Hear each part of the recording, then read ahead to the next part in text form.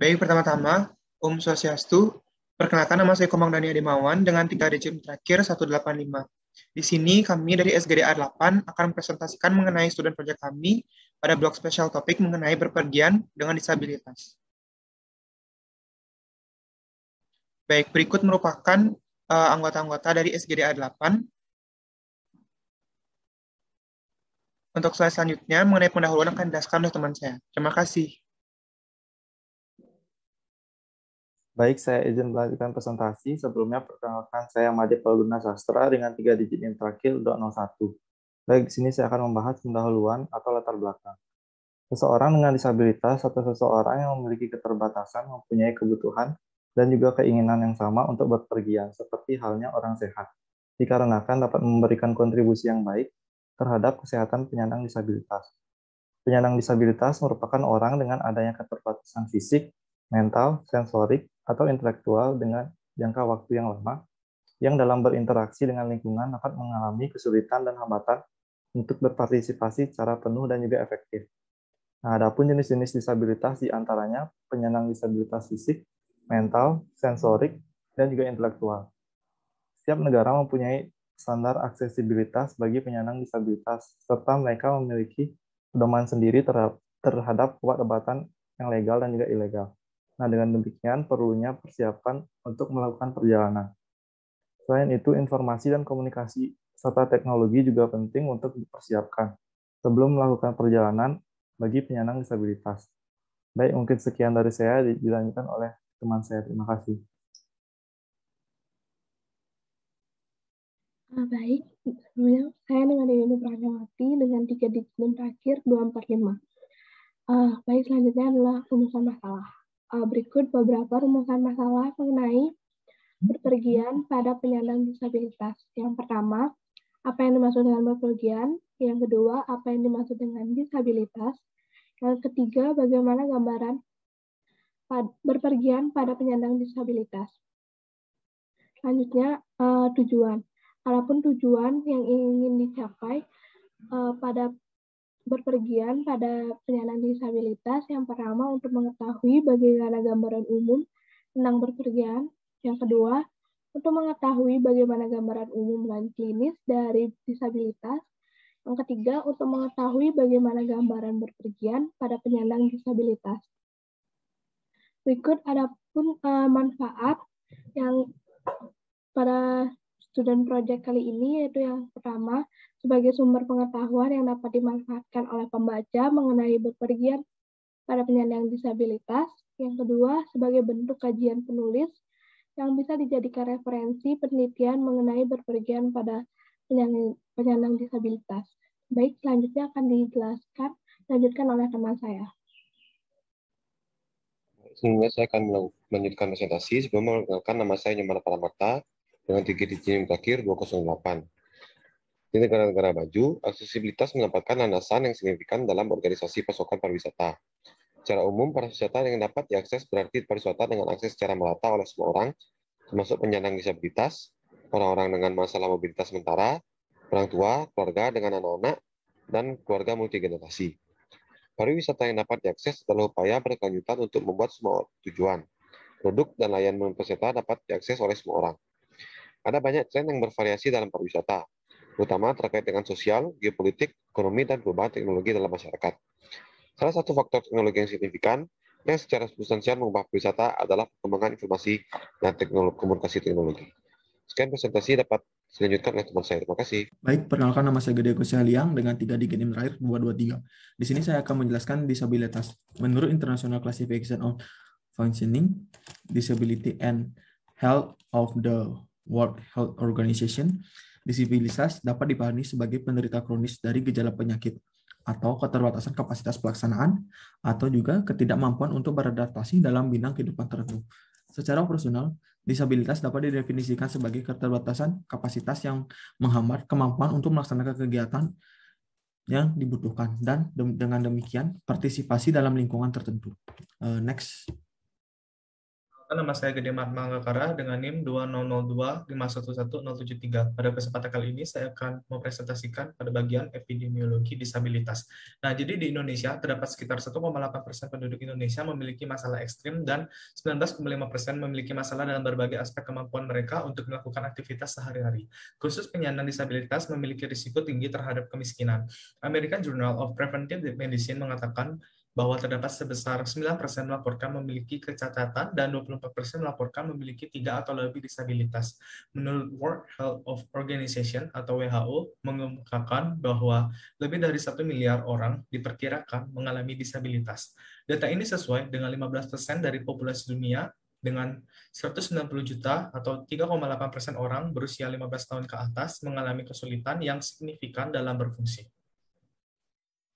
Baik, terima kasih atas kesempatannya. Sebelumnya perkenalkan, nama saya Ida Yuprikinanti dengan 3 digit NIM terakhir 90. Izin memulai presentasi mengenai jenis-jenis disabilitas. Jenis-jenis disabilitas terdapat 4, yaitu disabilitas fisik, disabilitas mental, disabilitas sensorik, dan disabilitas intelektual. Untuk disabilitas fisik merupakan terganggunya fungsi gerak, antara lain amputasi, lumpuh, layu, atau kaku, paraplegia, dan cerebral palsy atau CP.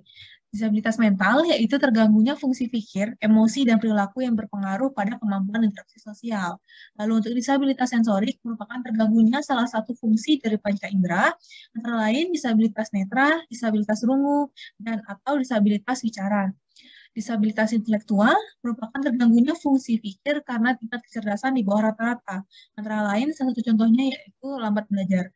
Terima kasih atas kesempatannya. Saya lanjutkan kepada teman saya. Terima kasih. Baik, terima kasih atas waktunya. Sebelumnya perkenalkan, saya Jarita Sudarvianti dengan NIM 20211030. Saya izin untuk melanjutkan presentasi mengenai bepergian dengan disabilitas.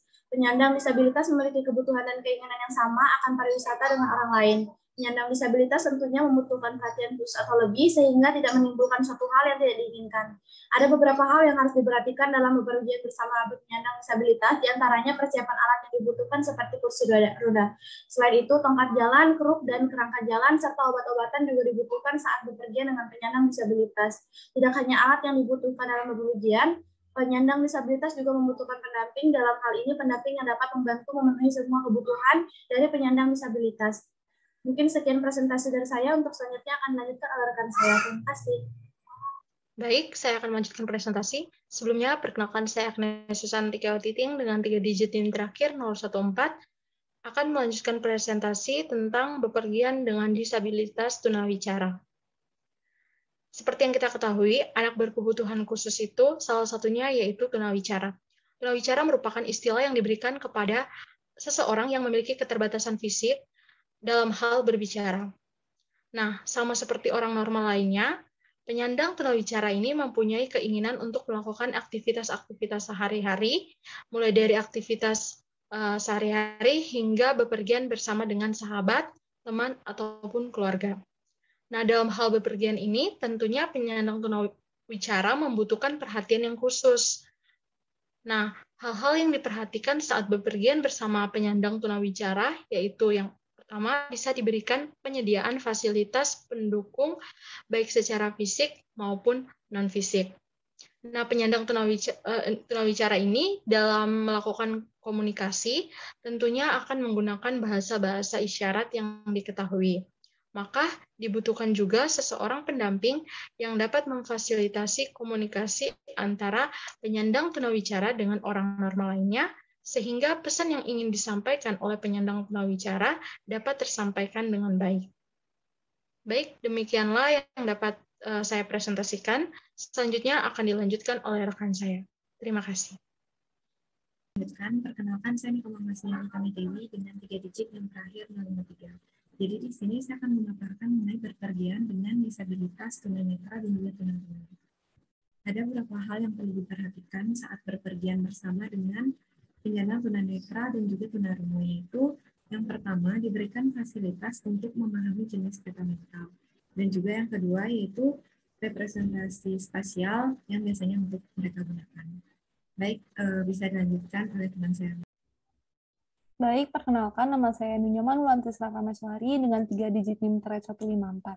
Selanjutnya bepergian dengan disabilitas intelektual.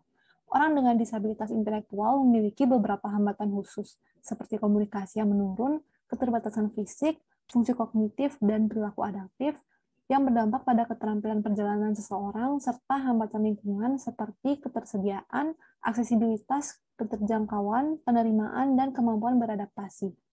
Hal-hal yang perlu diperhatikan dalam bepergian bersama penyandang disabilitas intelektual, yaitu diperlukannya bantuan dari pengasuh atau pendamping untuk membantu penderita mempersiapkan keperluan bepergian, membantu penderita memahami kondisi sekitarnya, dan mencegah terjadinya frustasi serta kecemasan yang dapat timbul selama perjalanan, di mana hal tersebut dapat berdampak negatif kepada penderita serta lingkungan sekitarnya. Saya Josep Arnandepa dengan 3 digit NIM terakhir 117. Berikutnya untuk kesimpulan, penyandang disabilitas merupakan orang dengan adanya keterbatasan fisik, mental, sensorik, atau intelektual dengan jangka waktu yang lama, yang dalam berinteraksi dengan lingkungan dapat mengalami kesulitan dan hambatan untuk berpartisipasi secara penuh dan efektif. Penyandang disabilitas memiliki kebutuhan dan keinginan berwisata yang sama dengan orang sehat. Selain itu, kegiatan pariwisata dan rekreasi dapat memberikan kontribusi yang baik bagi kesehatan penyandang disabilitas. Jika penyandang disabilitas dan layanan dipersiapkan dengan baik, banyak wisatawan penyandang disabilitas dapat melakukan perjalanan domestik dan internasional. Selanjutnya untuk saran, pemberi serta perbaikan pelayanan perjalanan atau pariwisata untuk penyandang disabilitas sangatlah penting. Tidak hanya memberikan efek kesehatan yang baik, melainkan penyandang disabilitas juga bisa tetap merasakan kesejahteraan karena kemerataan hak untuk melakukan wisata. Selain itu, pemberian edukasi di masyarakat mengenai berpergian bagi penyandang disabilitas juga sangatlah penting. Dengan demikian, masyarakat tidak bingung baik bagi penyandang disabilitas sendiri atau seseorang yang memiliki kerabat disabilitas untuk berpergian atau berwisata dengan segala aksesibilitas yang tersedia. Mungkin sekian dari saya. Terima kasih. Baik, saya izin lanjutkan. Ini untuk daftar pustakanya. Baik, sekian presentasi mengenai berpergian dengan disabilitas dari SGD 8. Kami mengucapkan terima kasih.